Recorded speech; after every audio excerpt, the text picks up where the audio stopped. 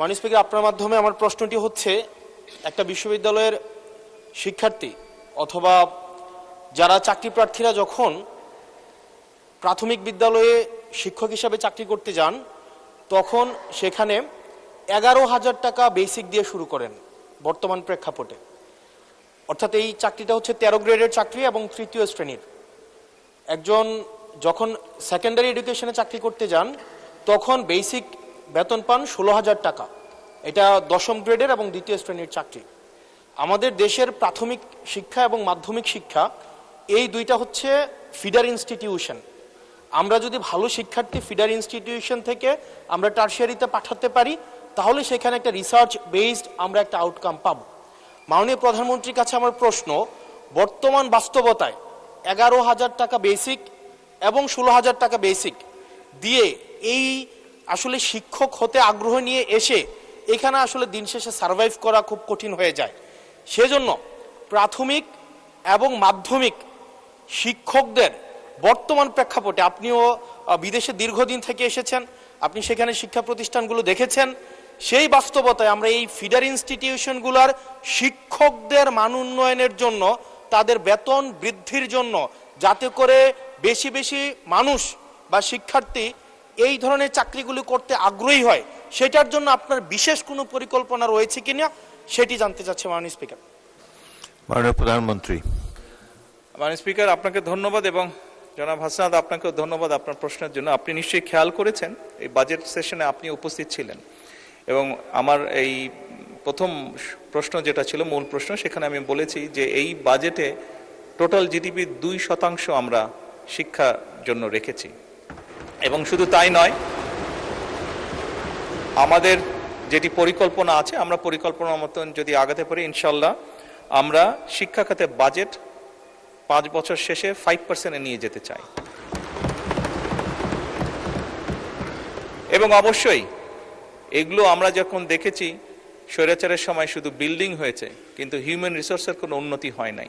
আমি আপনার সাথে সম্পূর্ণ একমত যে আমরা যদি আমাদের প্রাইমারি এবং সেকেন্ডারি এই শিক্ষকদেরকে যদি আমরা সঠিকভাবে ট্রেনিং দিতে না পারি, কিন্তু শুধু ট্রেনিং না, ট্রেনিংয়ের সাথে তাদেরকে তাদের সম্মানীয় যদি বৃদ্ধি করতে না পারি, তাহলে অবশ্যই আমরা প্রত্যাশা করি না যে তারা ভালো কিছু ডেলিভার করতে পারবেন। আমাদের তাদেরকে প্রশিক্ষণ দেওয়ার যেরকম কর্মসূচি রয়েছে, প্রশিক্ষণ দেওয়ার যেরকম পরিকল্পনা রয়েছে, বোথ সেকেন্ডারি অ্যান্ড প্রাইমারি, একই সাথে পর্যায়ক্রমিকভাবে আমরা যাতে তাদের সম্মানীয় বৃদ্ধি করতে পারি। আমরা অনেক সময় দেখেছি প্রাইমারি স্কুলের টিচাররা, এই সংসদে দাঁড়িয়েও আমি বলেছি যে অনেক সময় আমরা এখনও দেখি যে প্রাইমারি স্কুলের শিক্ষকরা তাড়াতাড়ি করে ক্লাস করিয়ে হয়তো আরেকটি একটি কোনো জবে অথবা কৃষিকার্যে যেটাই হোক একটি সেকেন্ড জবে তাকে যেতে হয়, তা না হলে তার জন্য সংসার চালানো কষ্টকর হয়ে যায়। সেকেন্ডারি স্কুলের ক্ষেত্রেও আমরা অনেক শিক্ষকের ক্ষেত্রেই দেখেছি এরকম ঘটনা ঘটে। এই কাজটি যাতে তাদের না করতে হয় এবং তারা যাতে সঠিকভাবে তাদের সময় এবং তাদের মেধা শিক্ষার্থীদের পেছনে ব্যয় করতে পারেন, সেই জন্য তাদের সম্মানই বাড়ানো প্রয়োজন বলে আমরাও মনে করি এবং পর্যায়ক্রমিকভাবে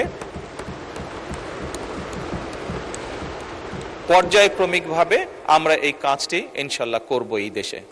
ধন্যবাদ। প্রশ্নটি হচ্ছে, একটা বিশ্ববিদ্যালয়ের শিক্ষার্থী অথবা যারা চাকরি প্রার্থীরা যখন প্রাথমিক বিদ্যালয়ে শিক্ষক হিসাবে চাকরি করতে যান, তখন সেখানে 11,000 টাকা বেসিক দিয়ে শুরু করেন বর্তমান প্রেক্ষাপটে। অর্থাৎ এই চাকরিটা হচ্ছে 13 গ্রেডের চাকরি এবং তৃতীয় শ্রেণীর। একজন যখন সেকেন্ডারি এডুকেশনে চাকরি করতে যান, তখন বেসিক বেতন পান 16,000 টাকা। এটা 10ম গ্রেডের এবং দ্বিতীয় শ্রেণীর চাকরি। আমাদের দেশের প্রাথমিক শিক্ষা এবং মাধ্যমিক শিক্ষা এই দুইটা হচ্ছে ফিডার ইনস্টিটিউশন। আমরা যদি ভালো শিক্ষার্থী ফিডার ইনস্টিটিউশন থেকে আমরা টারশিয়ারিতে পাঠাতে পারি, তাহলে সেখানে একটা রিসার্চ বেসড আমরা একটা আউটকাম পাব। মাননীয় প্রধানমন্ত্রীর কাছে আমার প্রশ্ন, বর্তমান বাস্তবতায় 11,000 টাকা বেসিক এবং 16,000 টাকা বেসিক দিয়ে এই আসলে শিক্ষক হতে আগ্রহ নিয়ে এসে এখানে আসলে দিন শেষে সার্ভাইভ করা খুব কঠিন হয়ে যায়। সেজন্য প্রাথমিক এবং মাধ্যমিক শিক্ষকদের বর্তমান প্রেক্ষাপটে, আপনিও বিদেশে দীর্ঘদিন থেকে এসেছেন, আপনি সেখানে শিক্ষা প্রতিষ্ঠানগুলো দেখেছেন, সেই বাস্তবতায় আমরা এই ফিডার ইনস্টিটিউশনগুলোর শিক্ষকদের মান উন্নয়নের জন্য, তাদের বেতন বৃদ্ধির জন্য, যাতে করে বেশি বেশি মানুষ বা শিক্ষার্থী এই ধরনের চাকরিগুলি করতে আগ্রহী হয়, সেটার জন্য আপনার বিশেষ কোনো পরিকল্পনা রয়েছে কিনা সেটি জানতে চাচ্ছি মাননীয় স্পিকার। মাননীয় প্রধানমন্ত্রী। মাননীয় স্পিকার, আপনাকে ধন্যবাদ এবং জনাব হাসনাত আপনাকেও ধন্যবাদ আপনার প্রশ্নের জন্য। আপনি নিশ্চয়ই খেয়াল করেছেন এই বাজেট সেশনে আপনি উপস্থিত ছিলেন এবং আমার এই প্রথম প্রশ্ন যেটা ছিল মূল প্রশ্ন, সেখানে আমি বলেছি যে এই বাজেটে টোটাল জিডিপির 2% আমরা শিক্ষার জন্য রেখেছি এবং শুধু তাই নয়, আমাদের যেটি পরিকল্পনা আছে আমরা পরিকল্পনা মতন যদি আগাতে পারি ইনশাল্লাহ আমরা শিক্ষা খাতে বাজেট 5 বছর শেষে 5%-এ নিয়ে যেতে চাই। এবং অবশ্যই এগুলো আমরা যখন দেখেছি স্বৈরাচারের সময় শুধু বিল্ডিং হয়েছে কিন্তু হিউম্যান রিসোর্সের কোনো উন্নতি হয় নাই। আমি আপনার সাথে সম্পূর্ণ একমত যে আমরা যদি আমাদের প্রাইমারি এবং সেকেন্ডারি এই শিক্ষকদেরকে যদি আমরা সঠিকভাবে ট্রেনিং দিতে না পারি, কিন্তু শুধু ট্রেনিং না, ট্রেনিংয়ের সাথে তাদেরকে তাদের সম্মানীয় যদি বৃদ্ধি করতে না পারি, তাহলে অবশ্যই আমরা প্রত্যাশা করি না যে তারা ভালো কিছু ডেলিভার করতে পারবেন। আমাদের তাদেরকে প্রশিক্ষণ দেওয়ার যেরকম কর্মসূচি রয়েছে, প্রশিক্ষণ দেওয়ার যেরকম পরিকল্পনা রয়েছে বোথ সেকেন্ডারি অ্যান্ড প্রাইমারি, একই সাথে পর্যায়ক্রমিকভাবে আমরা যাতে তাদের সম্মানীয় বৃদ্ধি করতে পারি। আমরা অনেক সময় দেখি যে প্রাইমারি স্কুলের টিচাররা, এই সংসদে দাঁড়িয়েও আমি বলেছি যে অনেক সময় আমরা এখনও দেখি যে প্রাইমারি স্কুলের শিক্ষকরা তাড়াতাড়ি করে ক্লাস করিয়ে হয়তো আরেকটি সেকেন্ড একটি কোনো জবে অথবা কৃষিকার্যে যেটাই হোক একটি সেকেন্ড জবে তাকে যেতে হয়, তা না হলে তার জন্য সংসার চালানো কষ্টকর হয়ে যায়।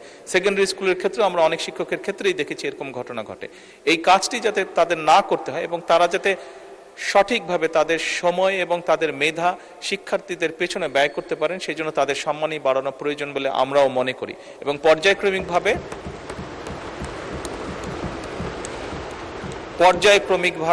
আমরা এই কাজটি ইনশাল্লাহ করব এই দেশে।